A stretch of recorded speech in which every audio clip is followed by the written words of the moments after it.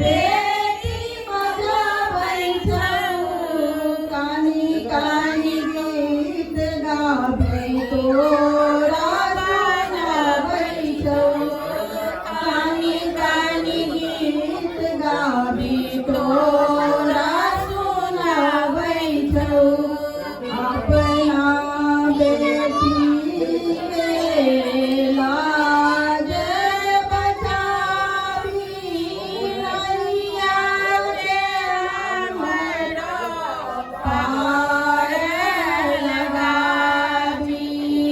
विनती करई छी